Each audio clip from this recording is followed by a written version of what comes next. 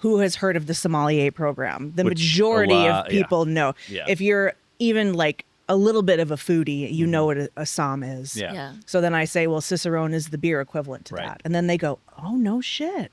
I didn't know that was a thing. It's like you're mispronouncing it. It's pronounced better. Not beer. It's the better program. I mean, I'm a little biased. I will agree with you completely on that. But yeah, that could be a whole other conversation about how beer is far superior to wine in every aspect. We may have to come back another episode. Yeah. We will definitely repeat on this for sure. Hey guys, welcome back to the Hot Break Craft BeerCast. We are sitting with Rachel Benkowski. We're actually behind the scenes here at the Bone Haus Brewing Company. We're going to talk about kind of her history, how she got into some of the brewing things, how much influence she has, and a little bit about her charity. Before we get into the episode and roll the intro, let me go around and introduce our brew crew. First off, we have Christy, who is producing for us yet again today. Hello. Chris, thank you very much. Anything new on your cooking channel, Condo's Craft Kitchen on YouTube? Still cooking. Still cooking. just still cooking. Helpful. JB, thank you again for joining us. We appreciate you having here and your camera expertise. What you got going on? I just posted a video about my teacher and mentor that taught me pretty much everything I know about art on Vexit. And I will be posting a new video about the first art expo we had in Scottsdale called Ferrari Art Week. So stay tuned for that. That's very cool. The other video you did with your art professor, that was interesting. Yeah, that he's super knowledgeable. Cool. He's very knowledgeable. I'm actually going to post another video in the future. Yeah. He talks about coming over here from the Chinese Cultural Revolution, and he was in the army at 13. Wow. Yeah, it's crazy. That's going to be a big video. That would be very cool. That's great. Definitely stay tuned for that. That's awesome. And as I mentioned before, we are here with Rachel. Rachel, anything you want to plug real quick before we jump into our episode? Sure. Yeah. If any of you guys are around August 16th, it's a Saturday. If you want to head up north and get out of the heat of Phoenix, my charity organization, the Beer Babes family, we have a beer release at Smeltertown Brewing. It's going to be a great time. It's going to be a Vienna lager. And if you want to follow me on social media, or if you ever want any sort of beer education stuff, hit me up, Brews with Beerkowski on Instagram. Very good. Thank you very much. And definitely check out our channel on YouTube as well, Benham Brewing. Benham Brewing on YouTube. Just search for it and you'll find us. We do tutorials and product reviews and things like that. Definitely check it out. Let's get into today's episode. Completely unscripted, delightfully unfiltered, and 100% fun. Sit back, relax, and get ready to have a great time as they bring you the latest in beer news, Benham brewing updates, and general shenanigans. And now, your hosts, the famed Brew Crew.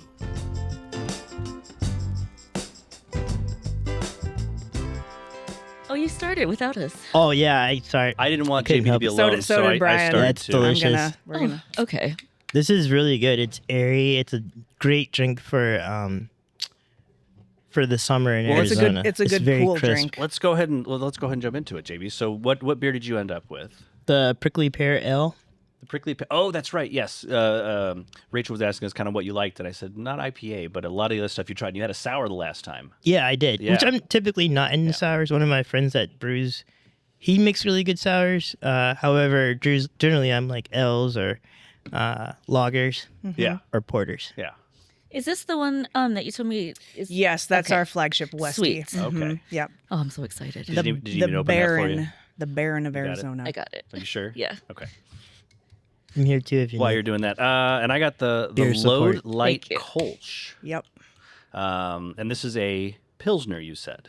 It's well, Or a it's, Kölsch, it's excuse me, a yeah, Kölsch. it's a Kölsch. Yeah, it is made with ale yeast, but it is cold conditioned.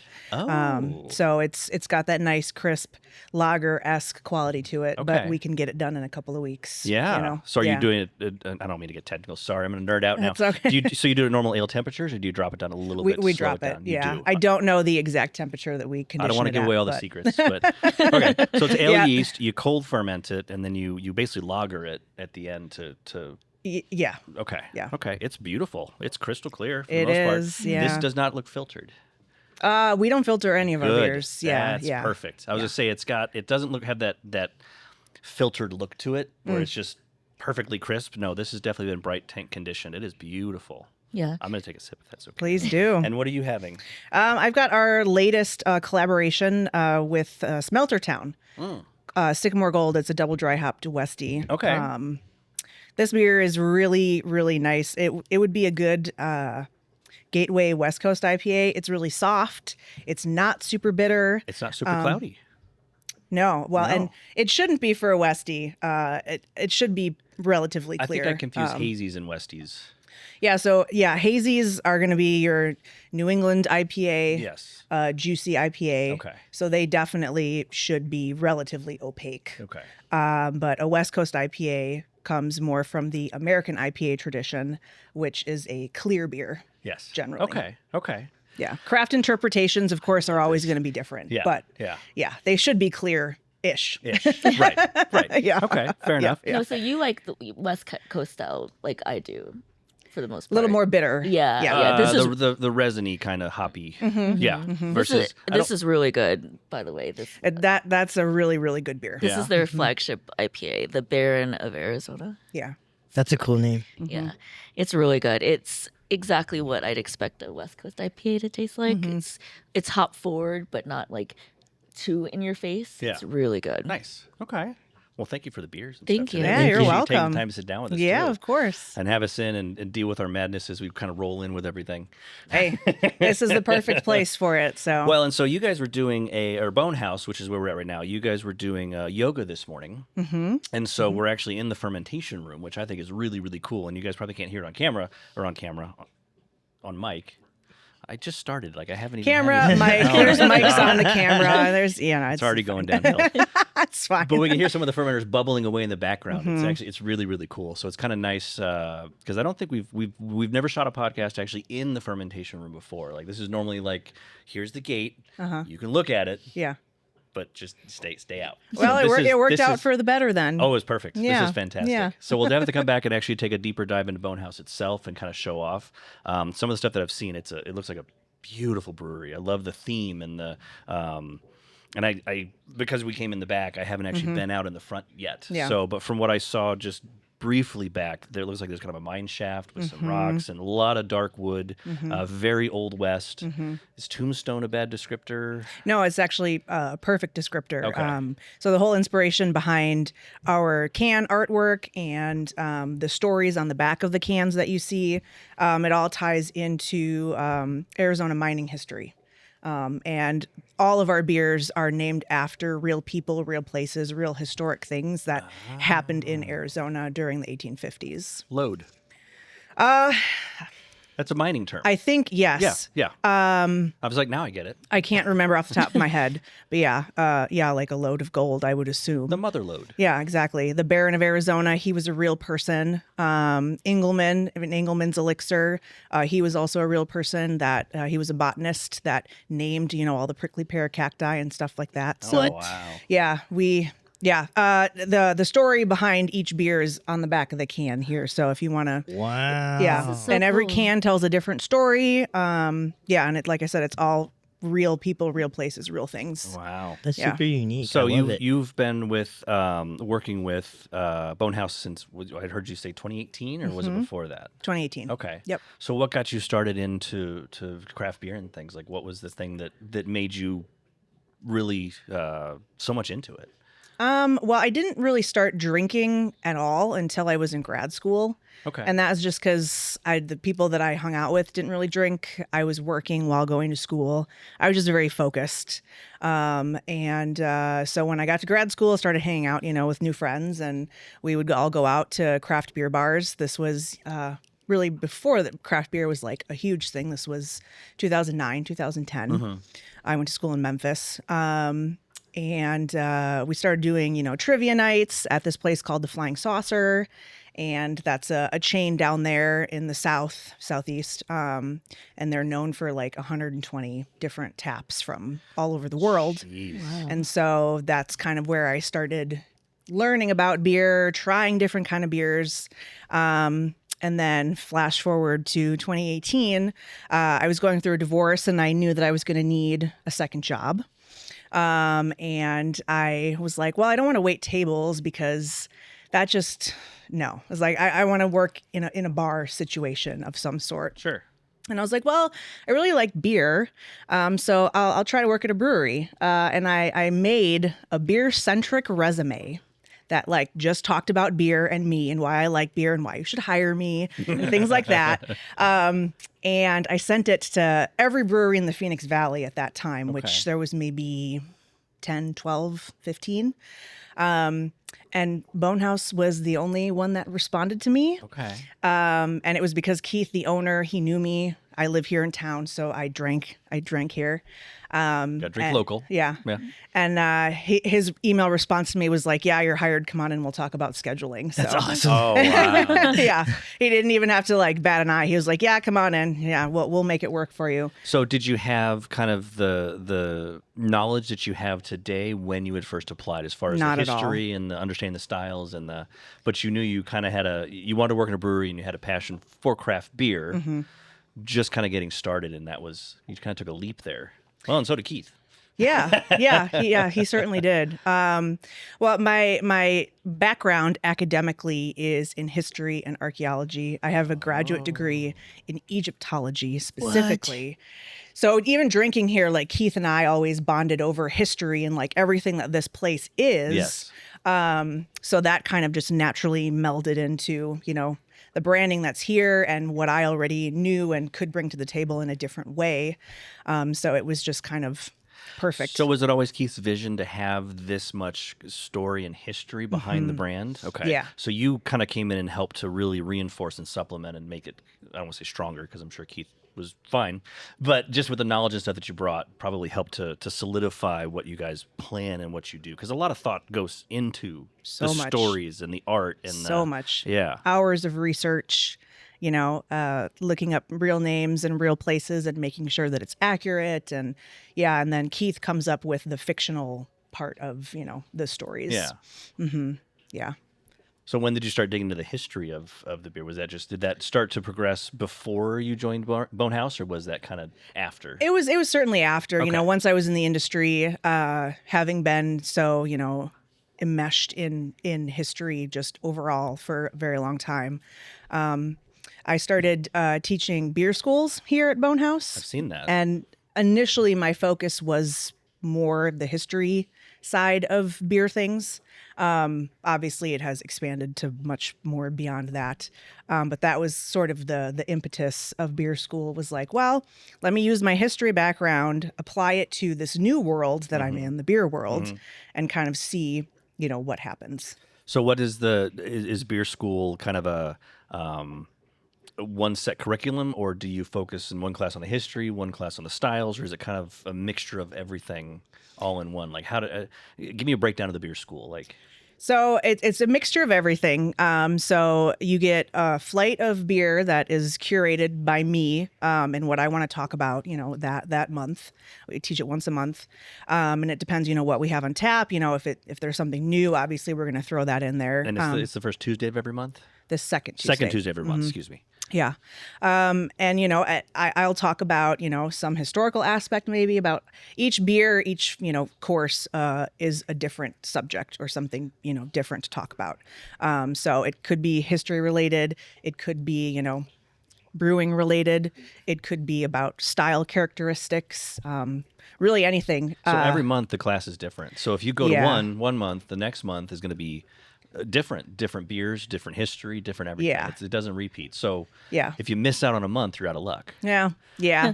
So you got to come every month. I do have people that come every month, and it is my personal promise to those people specifically, but also to everybody else, that I won't talk about the same thing twice. Yeah. And beer is so expansive that that's actually not that hard. Not that difficult. Yeah.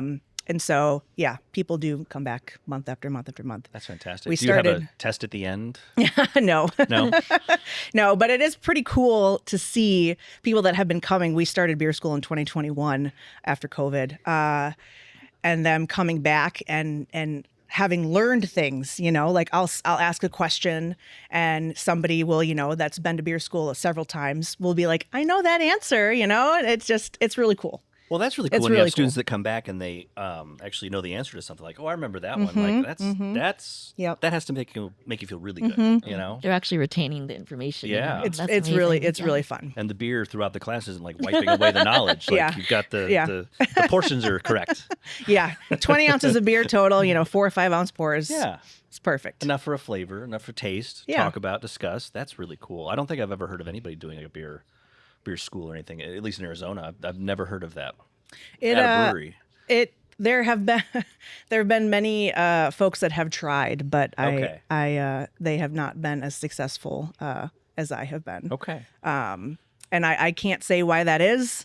Maybe I'm just a freaking nerd, and people just like listening to me get all hyped up about something. Well, and I think with the background in archaeology, I mean, you have to have a certain level of patience to be able to dig into some of this stuff. You have to have a built-in fascination with it. And if that pairs Yeah, nicely that's with fair. sharing the education of it, I can understand why you're uniquely positioned to continue to do that kind of long term, because the passion doesn't really die. It's not after a couple months like, God, I got to do this again. Yeah. It's like, ooh, this is what I learned. Let me share this. Or, Exactly. this would be really cool based on this new beer that's coming out, Yeah. or where this comes from. And I think that probably helps because it doesn't become a drudge Yeah. doing the classes. And- It's always something fresh. Yeah, and it helps me learn too. Yes. When you have to teach something, you have to learn it first. You have to know it. So do you So- feel like that really keeps you on your toes? Absolutely. Yeah. Oh, absolutely. Yeah. And then it's a challenge sometimes too. It's like, well, what am I going to talk about this month? Like, let's randomly find something cool to talk about. How So- long does it take you to prep for the classes? Is it like a So I will admit that ChatGPT has helped me significantly. Use your tools. Yeah. Yeah? Pre-Chat GPT, it would be several hours of. I didn't know if you were like a couple of weeks of studying things, or if you're more like that overnight cram, like in college. Be like, I got class tomorrow. I got to figure something out. Yeah, it's. Fortunately, I can kind of read over something, relatively, soon, quickly, Yeah. before I have to, get on stage, and retain it and be able to, recite it. So, yeah, I more of a cram than a 2-week prep. Well, and if you have all the knowledge in your head, sometimes you just need more of a refresher and touch points Yeah. to really make stuff hit home. Yeah. Are there any unique historic stories of Arizona, like some of the first breweries that come to mind? I mean, as far as historically, like in the Wild West time, where the 1850s, which is what we're talking about with all of our beers, because refrigeration wasn't really a thing. Yeah. Beer would have been less popular. It would have obviously not been cold. It would have been cask beer, which is its own unique thing. Lighter ABV, not super carbonated, room temperature, things like that. So definitely spirits would have been more Well, more easier to popular. travel, more back- shelf stable. Yeah. Refrigeration changed everything. Yes. Yeah. But yeah. Well, even like cask beer, which is normally like cellar temperature, which in England is like 50. Mm-hmm. What is it? What was it in Arizona? I mean, was it still like 70 cellar temperature? I mean, or did they, I I mean, they might not even put cellars in. I don't know the history on it, so I'm just Yeah. that's fascinating. I think it would have not been super existent, Yeah. just because it would be very hard to keep. Yeah. Just because it's hot. And a lot of the earlier styles were they were more German influenced. I mean, overall in America, yes, because the German immigrants, when they came here, Well, also- especially in Mexico and those Modelo lagers and things. Those are Yep. German Yep. monks, German style. Absolutely. And so, I mean, what a forgive me for saying this, what a horrible style to bring to the Southwest, right? It requires cold fermentation, cold crash, cold lagering. Yeah, let's bring that in and see how it does. they figured it out. I mean, Yeah. that's what they knew best. Yeah. So they were just, doing what they knew. It fascinates me how they were able Yeah. to do that. Like I don't know. I've and again, you're the history buff, not me. I had heard that the most popular beer style pre-prohibition was like the wheat beer, the Hefeweizen. Okay. I don't know if that's true or not, but that's kind of what I heard. And obviously, that is a ale type, lots of fruit, Mm-hmm. kind of yeast. Wow, good beer. Clove and banana and kind Yes. of those esters and things. And Yes, so I'm sure estery. it was real estery, especially at those warmer temperatures. I don't know how far back that went. So it's interesting to see the transition from the German styles that were influenced into more of the ales and the fruitier styles. And I don't know how that transition happened. Again, I'm not a history Mm-hmm. nerd, but I love the history of how they made that that transition. Yeah. If that makes sense. Sure. Yeah. Yeah. Well, I'm sure that everything was different anyway as far as taste is concerned, because I feel like palates have kind of developed over the years. So at that time, I think any swill would have done. You know what I mean? Like Yeah. they were using spirits to, cauterize wounds and so like, I really don't think they were that picky. Yeah, no, they're just like, I need something to just get the job done. I have a gunshot wound. Quick, hand me that Pilsner. Yeah. Yes. I make it only better. drink A your lot of people finest died. Pilsner. A lot of people A lot of died. people died. A lot of people died. Yes. Yeah. When you kind of first started into the craft beer, and you said that was in your postgraduate, so it was, what did you say, 2009-ish? 2009, 2010 is when I was in grad school. And so yeah. that was not the peak of craft beer, but it was starting to kind of build up again. Well, because there was a peak earlier, and then it kind of bubble burst, and then it kind of started to build again.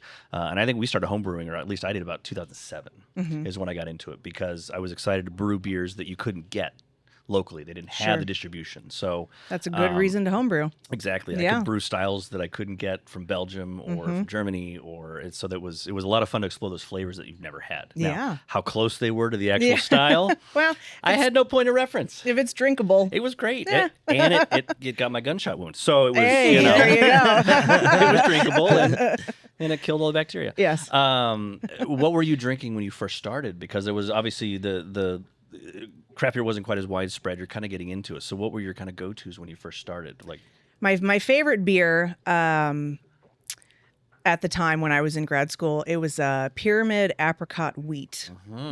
yes. And I think wheat beers in general are good Gateways. introductory Yes. beers. Also, I really liked dark beers. So those, roasty, chocolatey flavors, because I love coffee. So that also makes a lot of sense. So yeah, Pyramid Apricot wheat and Papago. This was The Orange again Blossom? quite Papago Coconut Joe. Oh. The first time I had that beer, like my brain exploded. I was like, what the fuck did I just drink? Like that. I mean, seriously, I was like, this is unbelievable. Really? So that was another like aha beer for me. Yes. So those would be the two. It's interesting when you find a beer that has such a incredible flavor, and you're used to drinking, it's beer, it tastes like beer, it's beer, and then you get one that completely blows your mind. You're like, I didn't know beer could taste Exactly. like that. For me, I think it was oak aged beers. Dark, heavy, oak aged beers, because I was kind of dabbling in like whiskey and scotch, and so you got some oak aging from that, and then you get something that's, again, it's 9%, but it's aged for a couple of years, it's mellowed, and then you get that oaky character, and it absolutely blew my mind. I Yeah. said, I did not know beer could taste like this. Yeah. And that really pushed us into really trying to up our homebrew game. Like, we got to recreate that. Like, that's not just throw some yeast and malt and some hops. Like, oh, there's more process to it. Yeah.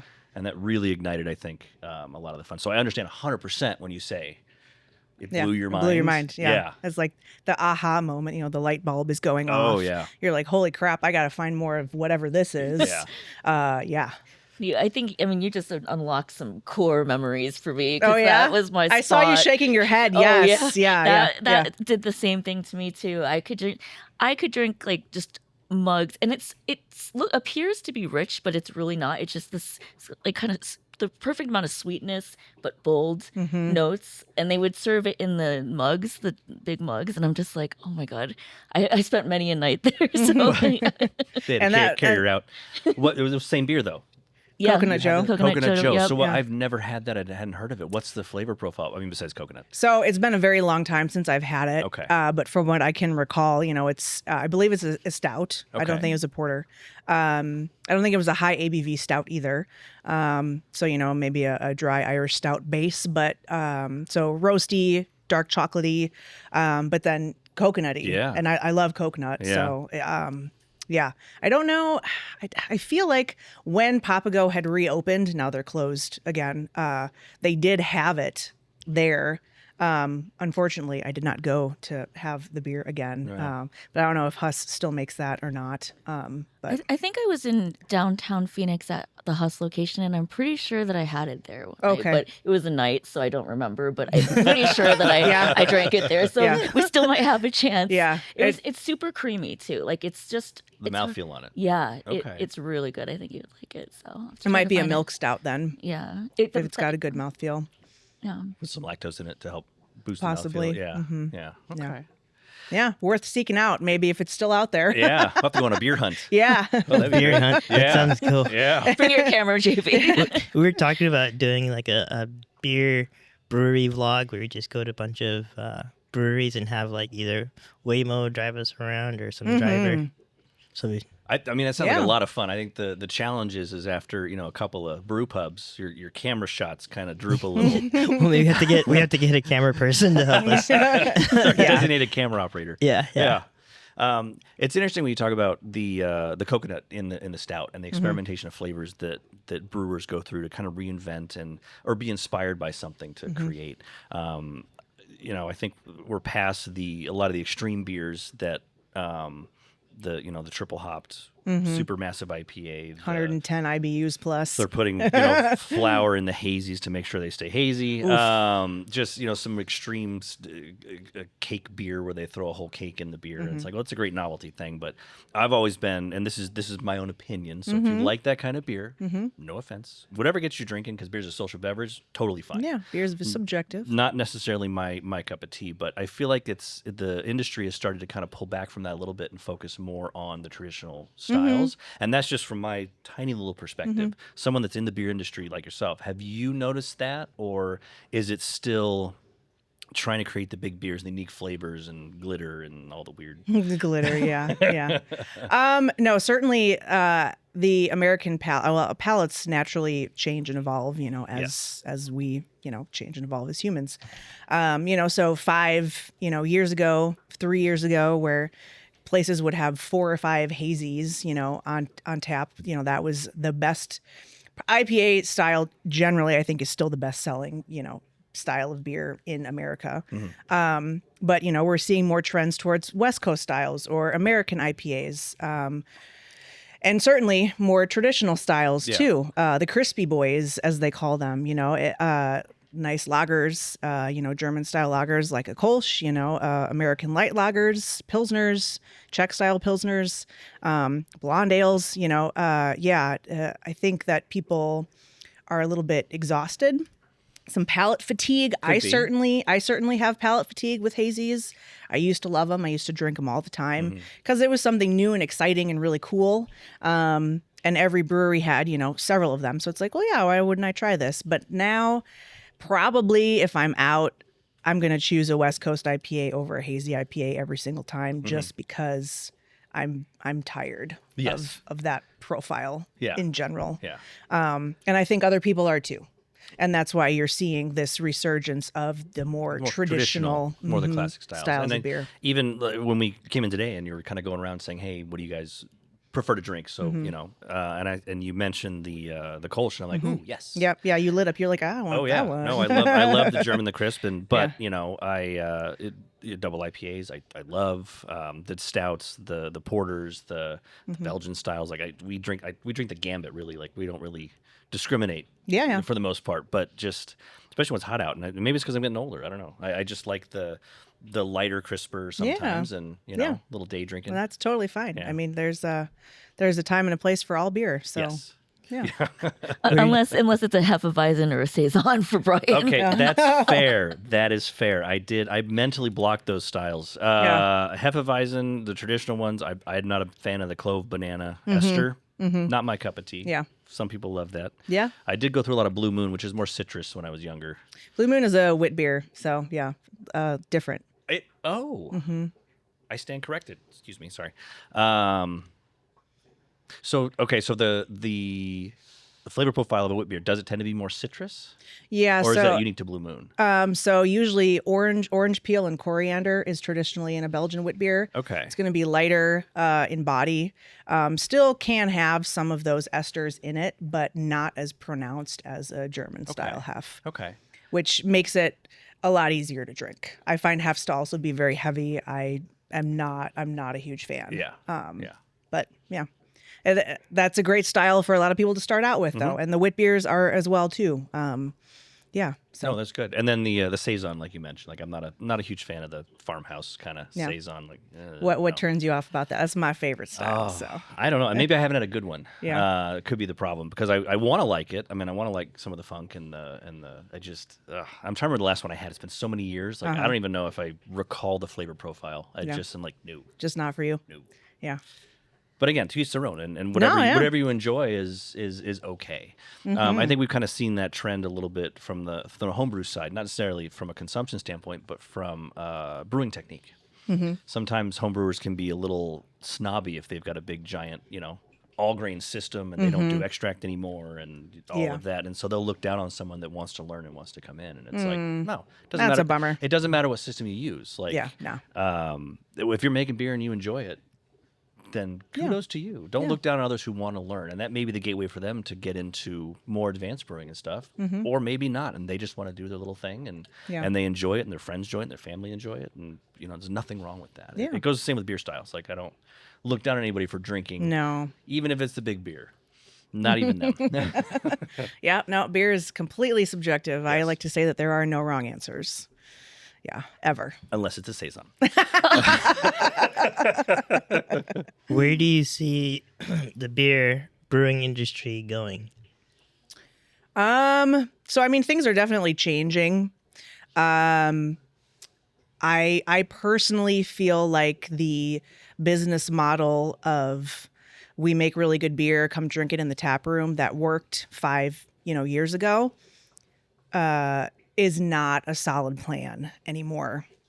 The beer consumers, they know what's good, they know where to get it, and you can get really good craft beer at the grocery store these days. Yeah. So the novelty of traveling to go, gas is more expensive now, traveling to go to these places to drink the beer in that place, people don't feel compelled necessarily to do that in the way that they did 5 years ago. Yeah.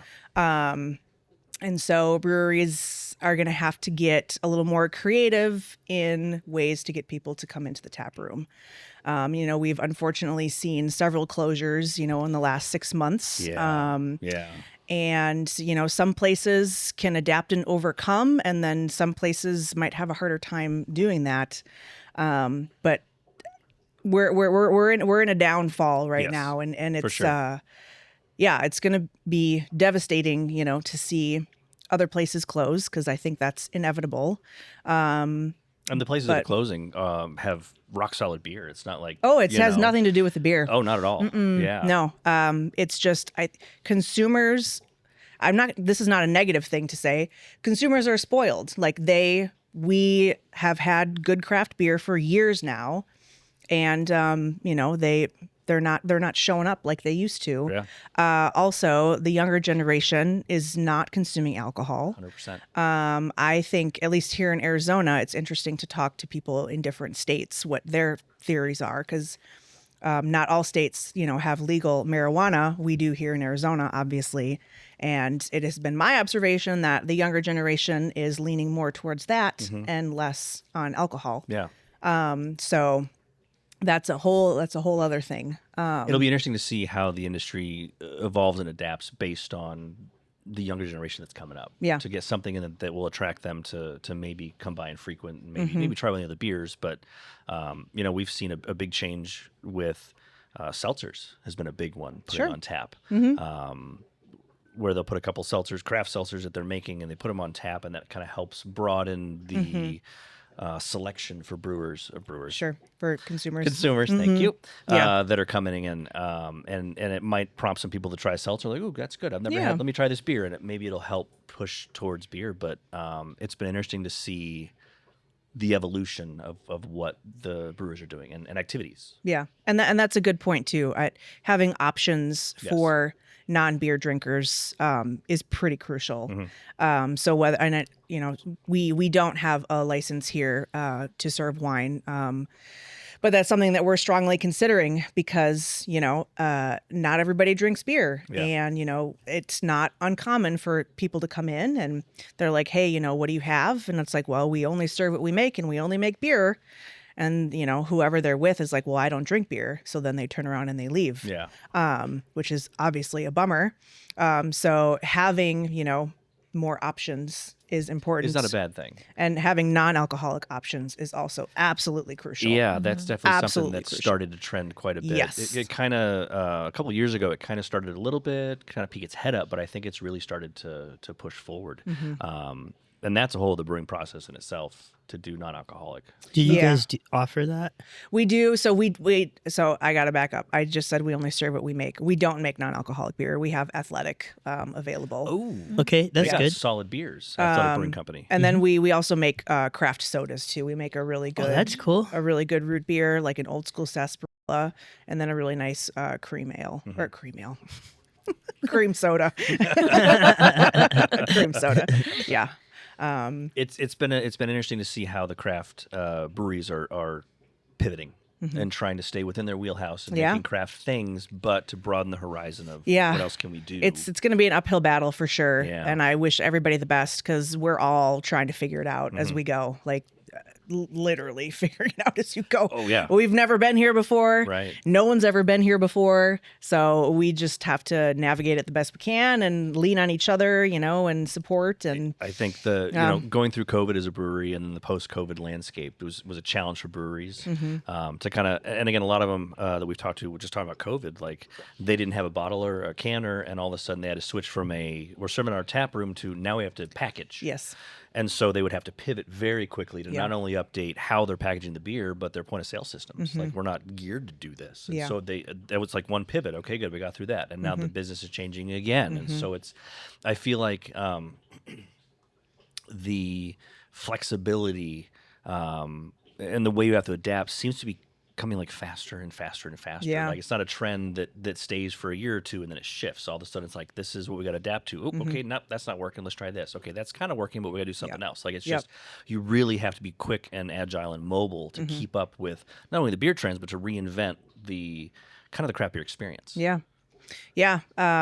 Yeah. And it is a bummer. Yeah. And I wish everybody the best. But yeah, it's hard. Being a brewery owner is not for the faint of heart. No.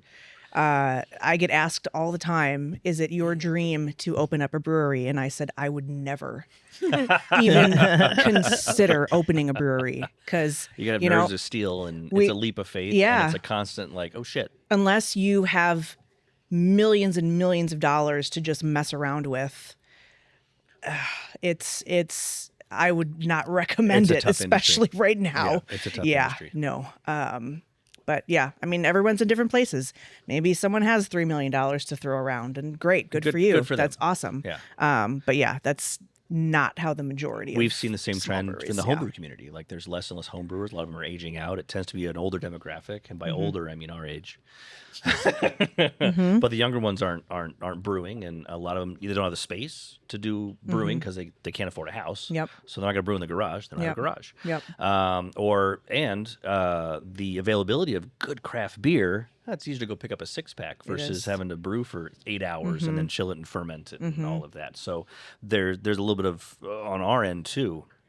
We're seeing a decline in the hobby, which has been challenging, and it's like, good luck for brewing channels. Yeah. Your audience is disappearing. It's an interesting time to be alive. Yes. Yeah. Yeah. Well, I mean, I think just from a homebrewer side, the cost of ingredients too and the availability has Oh, that's really gone been way up. difficult. And I think we were talking to another brewery about it, and basically they were saying that if a couple or a family has any money to spare, they're more than likely not going to spend it, unfortunately, at a brewery to drink. They're Sure. gonna, spend it elsewhere. So I think that's On definitely food. yeah. Whereas with COVID, Yes. I feel like it was more of the end of the world vibes, and everyone was just drinking to just get Yes. through the day. Exactly. Where I think this is just a completely different I scale agree. and level, unfortunately. I totally agree.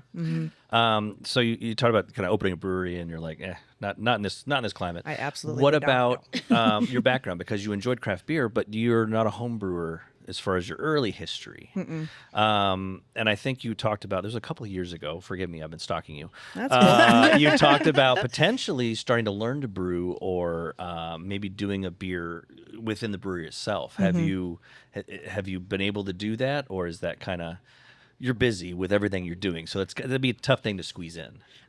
So I am a member of ASH, the Arizona Society of Homebrewers. Yeah. I do have a very good friend, Nate. Holler, Nate, boozy scientist. He is an incredible homebrewer, and we have group homebrew days at his place because he Nice. does have a garage Yeah. and a pretty nice system. And he brews every weekend anyways, so it's Yeah. like, we all just... He is constantly brewing. He Yeah, used to attend our I can't think of the brew, not Brewmeisters. Our homebrew club? Yeah. Oh, that Nate. Yeah. Yeah. That Nate. Okay. I can't remember what the name. Nate's oh, everywhere. Nancy. Yes. What is it? Nancy. Barley Boys and Nancy Brews. Yeah. Ah, Was okay. the homebrew club. It was Okay. up in Glendale. So he would pop in there. Yeah, He that's was, his side of town. Yep. Mhm, Frequently he'd Yep. been in there. And, Yep. and unfortunately the meetings haven't really been happening. So and I know he was a member of ASH as well, but it's such a small community. It is. Isn't that great? Yeah. I mean, no, Ash is great. Everyone at Ash is fabulous. So I like to hang out on the periph, I don't really have any strong desire to brew. Yeah. I mean, I appreciate what it is. I understand what it is, but I don't have that spark in me, to make me want to brew. Like Right. I would never brew at home or anything like that. I just don't have the interest in that. I'm more on the front-facing side that interests me, the consumers Yeah. and education and things like that. So while I enjoy, being in the vicinity of it and the people, because they're nerds and they're so smart, and it's just so fun to watch them, create, their art. But myself, I don't really have any desire. I've taken part in many, many brew days, not necessarily here, but in lots of other breweries, which is always fun to see everyone else's setup and things like that. And how they But do it, because the processes are a little bit different. yeah, and Very how similar in a lot of ways, but how you deal with your space and how creative you have to get. Like every brew system is it's really cool to see how people make it happen. and they're all a little bit unique. Even the same systems brewed differently from system to system. Yeah. Even with the same model number. Yeah. Like it's interesting to Brian, see that. can we take a quick break? Yeah. I don't know what happened, but I don't think it's recording Oh, anymore. okay. It just stopped, so we didn't miss a lot, but So we were talking about homebrewing, and kind of how that's, I'm just recapping for myself, how that's kind of changed with the homebrew industry too. Like we've seen a drop in the number of people that were homebrewing and things. Which I think is kind of a shame, because, if you can't get it locally and then you can't make it, like the industry's gone. So it's like, if you're not planning on homebrewing, you go out and support local. Yeah. And that's one of the big things too. There's a lot of beers available in the grocery store, but if you've got your local pub that is your local hangout, go support them. Yeah, go get your 4-pack from them, Yeah. not from the grocery store. Well, and it's more than just the beer itself. It's the environment. It's the people. It's the people behind the bar, the story behind Yeah.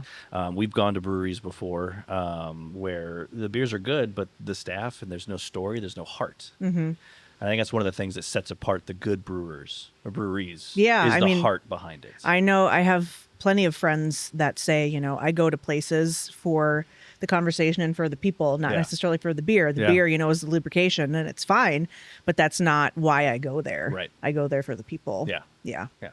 So, what prompted you to pursue your Cicerone, your master Cicerone? So I'm pursuing advanced right now. I'm sorry, Not master. There's levels. So, There's 4 levels. educate me on the levels. There's Yes. 4 levels. There's 4 levels. Much like the sommelier program, there's also 4 levels of SOM. Okay. So the first level is called certified beer server. And that's really nice.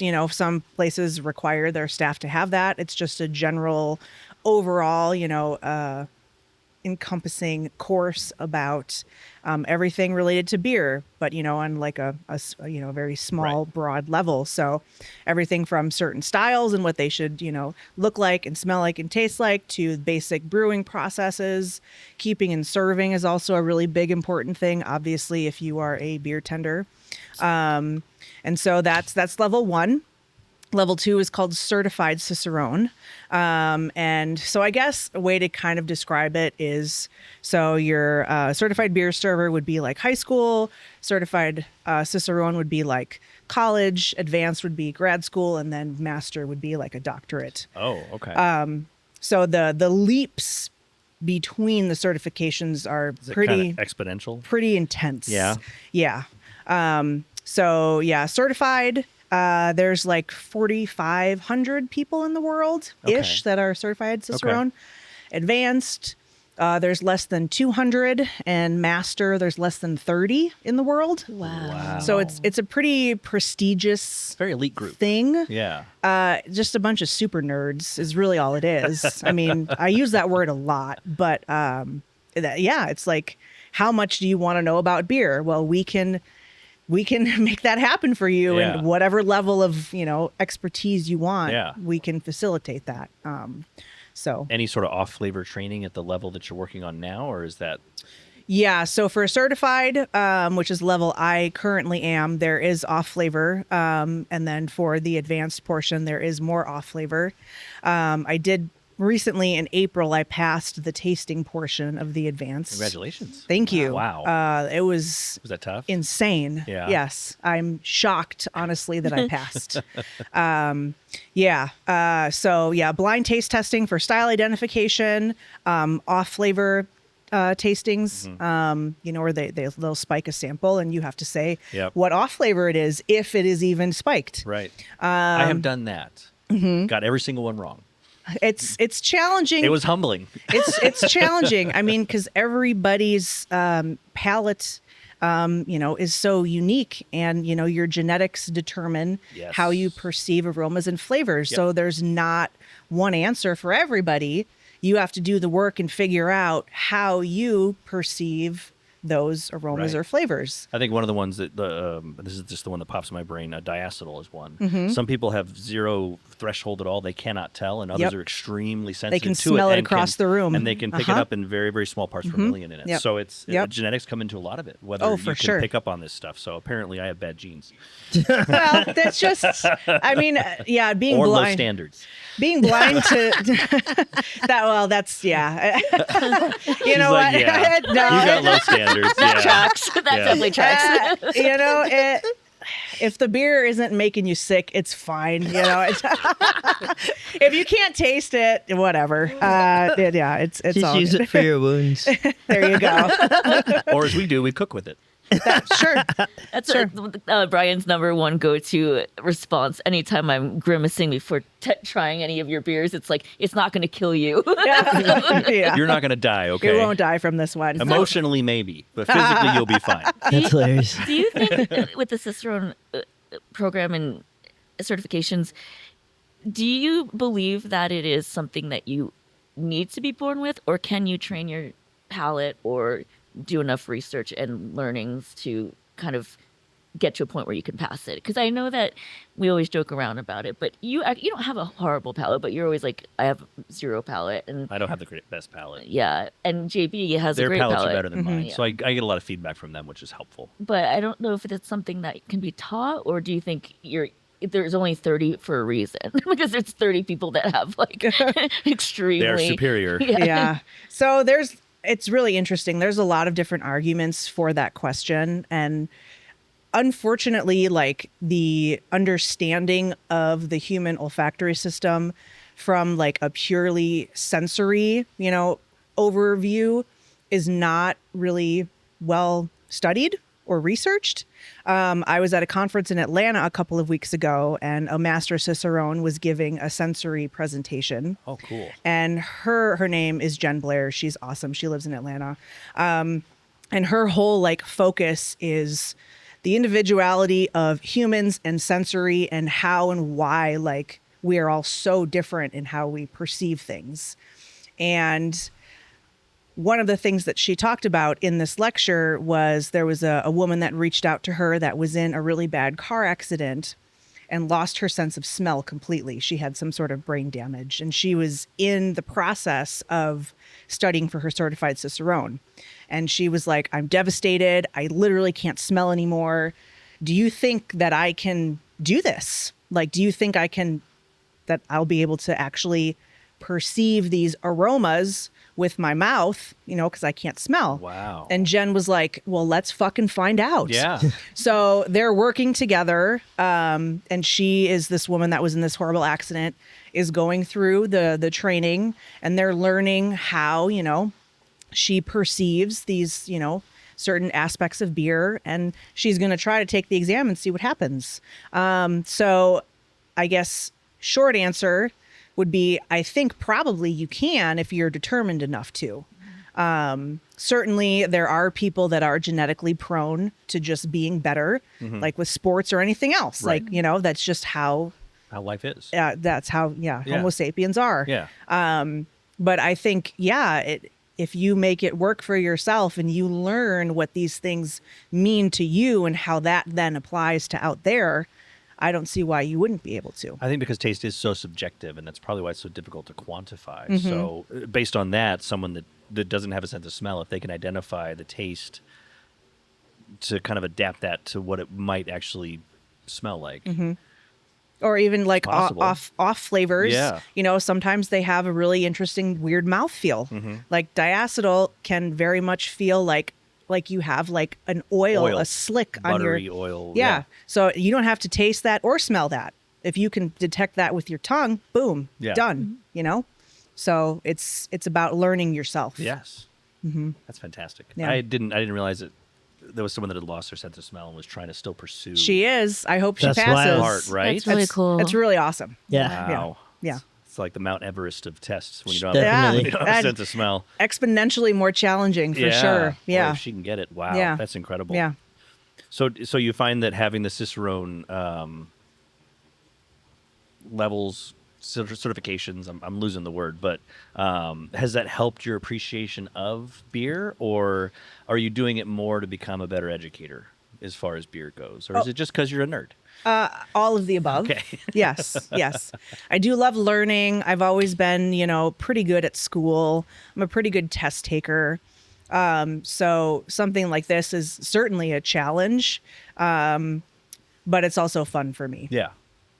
So yeah, I want to do it because I can. Why wouldn't I? Sure. I like, having weird niche, knowledge of certain things, hence being an Egyptologist. Like, what the heck?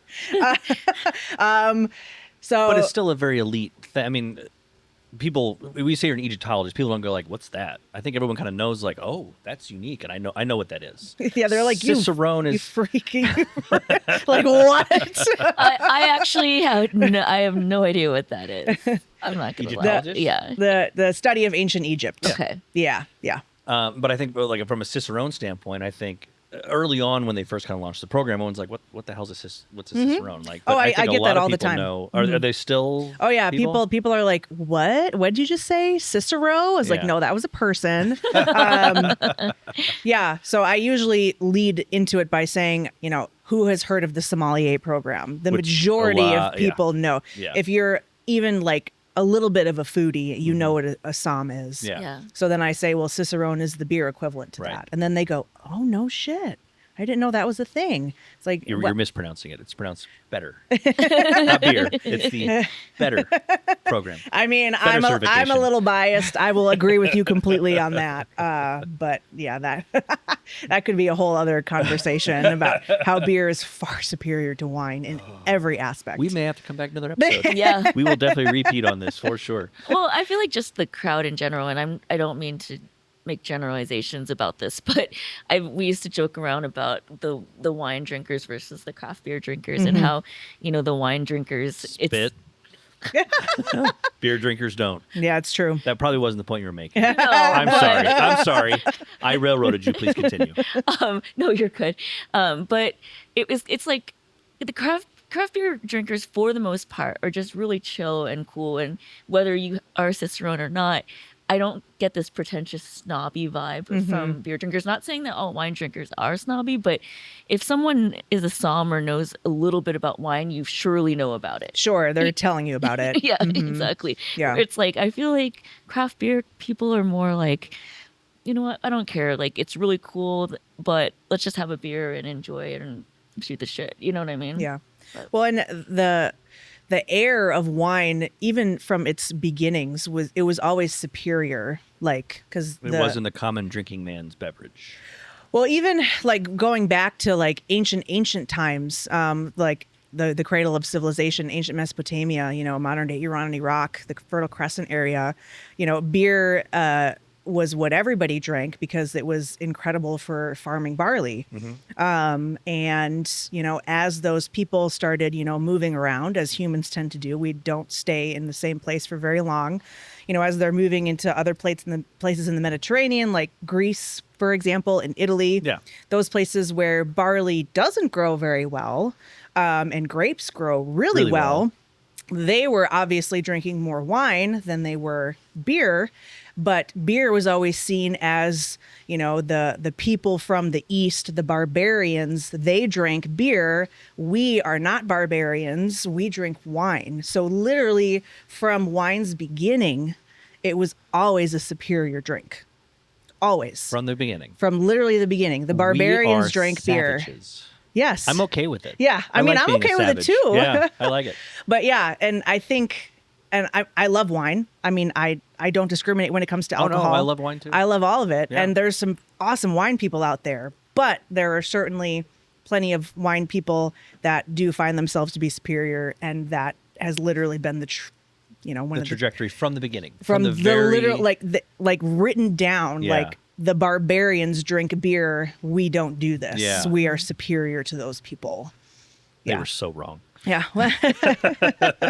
Yeah. I gotta railroad us again. So I'm doing the Bear of Arizona. This was your flagship West Coast IPA. Flagship Westie, yes. That is delicious. It's really nice. Absolutely fantastic. Is there still a hint left in there? Here, I'll give you my glass. It's the last can, so We're brothers. Oh wow, we're brothers. Yeah, We're stepbrothers. The last time we did this, we all ended up out sick for like a week. oh, because you're all just sharing. there you go. Well, I think I was patient zero. So Yeah, you always are. listen, my herpes outbreak is down. Oh my okay? god, We're fine. jeez! We're fine. And we have this on tape. You guys are screwed. That's That's awesome. funny. Why do all three of you have cold sores at the same time?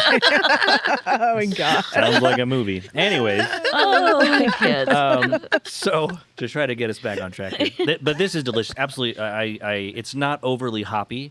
It's really well balanced. It is. It is extremely sessionable, and I love the piney, resiny. I mean, I love the fruity of some of the IPAs, but I always come back to this kind of style. Pine and resin. Yes, And, yes. Yeah. I think Brian and I's. It's gonna sound like so cliche, but I think Brian and I's favorite beer of all time is Pliny the Elder. Oh. I thought you were gonna say Budweiser. Yeah. Oh, Michelob Ultra. Oh god. we Watch my listen figure. and we don't judge. My Spanx isn't fitting me anymore, so I gotta. It is swimsuit season. It is swimsuit season. Yes. Can't fit in my Speedo Hot anymore. summer. Hot brewer summer. Yeah. You know what? If you have a body and you have a bikini, you have a bikini body, baby. Let's go. Like, Round as a shape. That's it. Okay, It I am sure in is. shape. I don't have a Absolutely. 6-pack. I have a keg because I am a fan. Listen, Leonardo DiCaprio brought the dad bod back. That's awesome. So in the midst of we're gone. I'm trying to That's fine. steer us back here. That's all good. But no, I wanted to ask you about. I'm fascinated by the history and of what you've done and how you've kind of evolved over time and gotten the certifications and your fascination with the history of beer. And in the midst of all of that, you have a charity that has been up and running for a while. Yeah. It's the Beer Babes family. Yeah. When did you launch that? So, shocker, we, were born during COVID. Okay. the story is, I was laid off from my job, not here at Bone Haus, but my day job. And I was, drinking a lot. And one night I was scrolling, on the Instagram, as we all do. Yeah. And I ran across this profile of this woman she was a woman. She was posting about beer and history and the city of Montreal. And I was like, I love all of those things. Yeah. So I sent her a message. I was like, hey, can we be friends? And she was like, hell yeah, we can be friends. So we started talking. Roxy, she is now my business partner. And she invited me to be part of an interaction group on Instagram to help grow your following. At the time, we were both trying to get a bigger following on Instagram. Yeah. So, you get a group of 20 or so people together, you come in a group chat, and then you essentially commit to each other every time somebody posts. You like, comment, share, and that drives the algorithm. It works. Okay. It works. If you want to get a following, I highly recommend starting an interaction group. Listen to this. Yeah. I'm just kidding.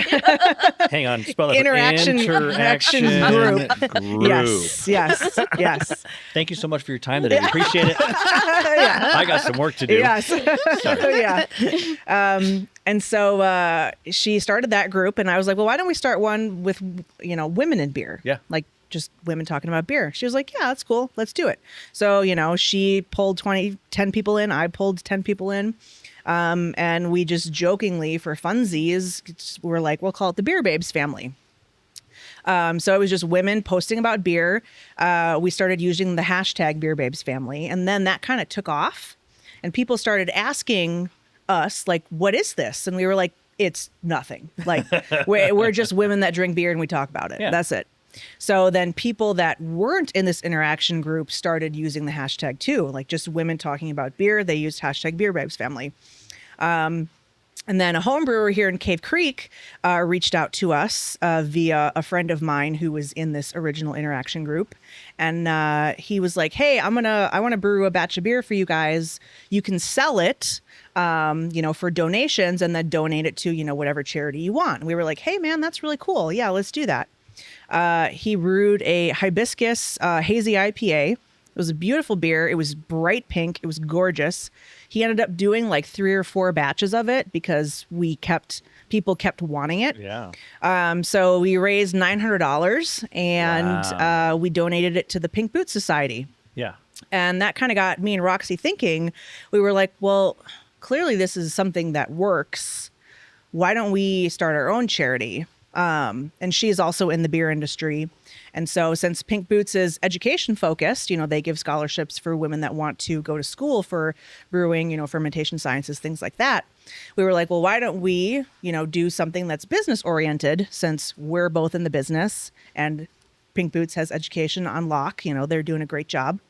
So that's how it started. We were like, all right, we're going to support women in business, in the beer business. We became a official nonprofit in the United States in April of 2022, Now, and then your in partner's Canada. based in Canada, right? Yeah, and Okay. then in Canada in December of 2022. Okay. Oh. Yeah. Wow. So we're technically an international nonprofit. We collaborate with breweries throughout all of North America to brew our brand of beer, which we call Babe Brew. And they kick back, a portion of the sales of that beer, whatever they can give and whatever, we agree on. And then we pool that into a business grant. And then we give, this year we're going to give 2 business grants, one in the United States and one in Canada, to women that are trying to improve their beer business. So previous years, so we've given 2 grants so far. The first year was awarded to a brewer in Toronto, Okay. Mary Beth. Her family owns a brewery called the Granite Brewery. It's been in operation, I think, for over 30 years. Wow. But they do open fermentation, like Old English style Yes. beers. And she is like, I would love a nice closed fermenter. And we were like, yeah, that sounds reasonable. That sounds more modern. So she won and she was able to get a closed fermenter. And then last year, Mindscape Fermentations in the Sacramento area won. They needed a keg washer. They were taking all of their kegs to another brewery to wash them and then bring them back. Wow. And we were like, holy moly, that's horrific. Yeah. So applications are always open. Anyone can apply. You have to identify as a woman and work for a legitimate, beer business. It doesn't have to be a brewery. You don't have to be a brewer. It can be tap room, whatever. And, it's something, reasonable and, feasible, tangible that you need to help improve your business. So that's what we do. That's outstanding. Really cool. Yeah. So cool. Yeah. And it was such a small, humble start. Just Yeah. talking online. Drunk scrolling. But you're connecting with other people online and talking about beer, and especially for beer, it tends to be more male dominated. Like there's not as many of a female influence on it. So to find people that have kind of that like-minded passion for it, and then to be able to create something so good out of it is actually, that's very cool. Yeah. And to be able to support women in beer. It just happened. We literally had no expectations. This was never an idea that like we set out, with. And we've just kind of let it evolve by itself. And it's just kind of worked out. And we have a lot of supporters, everywhere in North America. We have a few folks that, are on our team. Everyone's a volunteer. Nobody gets paid. But we have like our label designer, Janet. She's in the San Diego area. Shayna, she's our events coordinator. She's up in Fargo right now for the summer.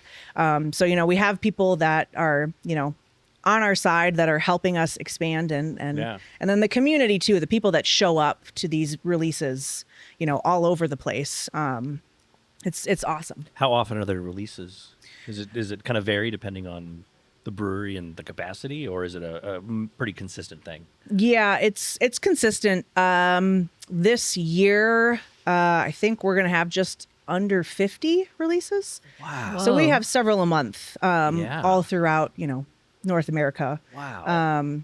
And Roxy, she is kind of our front of house person. I'm more back of house. She does the brewery outreach. She does all of our social media, cultivating the community, things like that. I am more, website building, financials, paperwork, things like that. So we balance each other out really well. That's good. Because I hate social media and she loves it. I am shocked by that. Oh, I hate it you so have much. Such a massive social media presence. You're always posting, and you have a really good following on Instagram. I mean, it's okay. I mean, I've slowed down a lot just because I'm so burned out by it. It's easy to burn out on social God, media. I hate it. Any of the content creation stuff, it is very easy to burn out on that. You really have to pace yourself. And you're always on. Like you always have to be thinking like, can I make this into a reel? And I can't anymore. So we've talked about that with our stuff. We've talked about it quite a bit actually, and I think I've even said it sounds like first world problems, but like it is exhausting because you just really want to go out and have a beer with your friends, and in your mind you're like, this should be a post, this should be a reel. Anytime I'm even making dinner, I'm like, I should be shooting this, making food, and I'm like, I just actually want to eat dinner. Like, you know what I mean? Like just it takes you out of the moment. Yeah, and you want to does. live your life. You want to do your thing, but in order, you have to stop, think about it, throw up a camera, throw up a phone, whatever it is. And you always feel like you have to be like somewhat presentable. Like I've gotten to a point where there's some days I'm like shooting in my pajamas, but at the same time I'm like, I feel like I always have to put on a face of makeup or something. You know what I mean? Yes. Sometimes it's pretty rough. I mean, but also there's that realness and that authenticity Yeah. of doing stuff in your pajamas. Like everybody knows exactly what you're talking about, that feeling of just like, do I have to like get dressed today to like, I just want to be home this weekend. That's terrible. I know you could bleep this out, but it's like, I don't want to have to put on a bra today. Yeah, exactly. Yes. I know, totally. Same. There are I some never days wouldn't I'm put like, on a no. bra. I don't want to do that.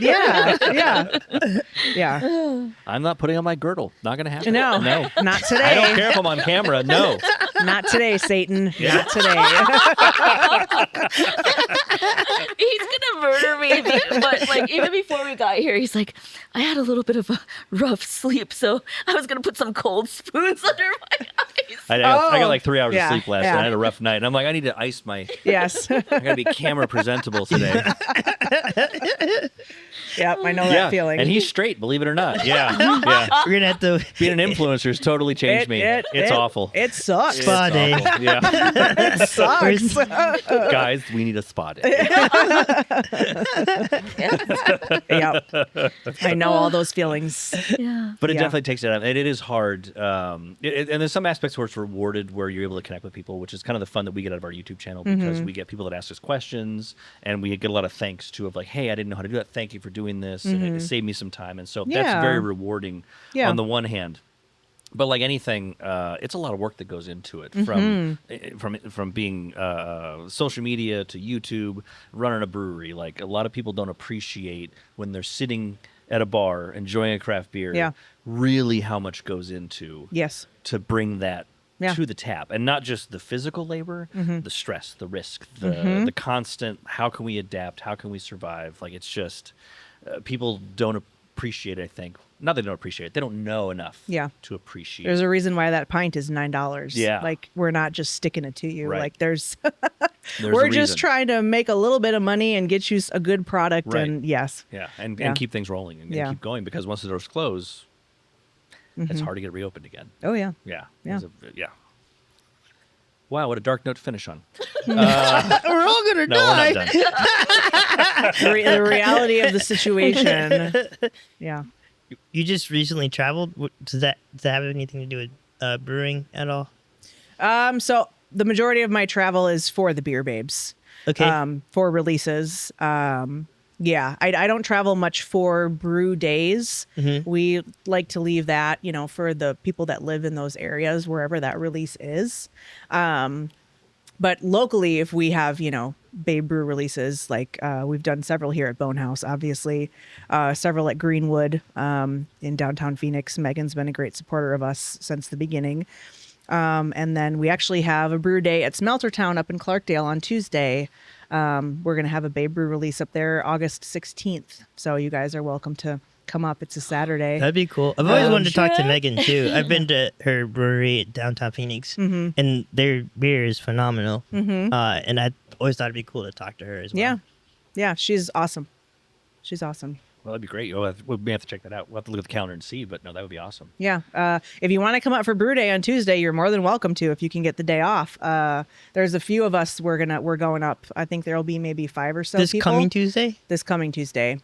Like in 2 days. Okay, I'll get your information and I'll show up. Yeah. Yeah. Mashin is at 9. Road trip. Oh, that's a late start. Yeah. Well, they're not opened on Tuesdays, Yeah. so they don't have to get up at 4. because everyone is driving up To from Mashin. down here. Yeah. We're getting a later start. So About the road trip, Christy. I'm game. You All game? right. All right, it's a deal. Absolutely. We're all getting fired. You know what? We're at this point where it's like we can't have a backup plan anymore. Or we're never going to do what we want to do. So let's just go for just it. do it. Just do it. I thought it was interesting when you were talking about over COVID, you got laid off, and that kind of pushed you to go a specific direction. I think because all 3 of us come from hospitality. We worked in hotels and hospitality. And when COVID happened, at least for me, I got laid off eventually, and that kind of pushed us because we were talking about doing something brewing because we loved to brew, we loved enjoying beers, and we loved the passion. So we wanted to come up with something that we could do. Yeah. And that kind of pushed us to do what we do now. Obviously not full time because Sure. it's always a side hustle, right? Yeah, now. yeah. But wanting it to continue to become something more and grow. So it's inspiring to see what pushed you to push yourself to make it kind of the full-time thing, and Sure.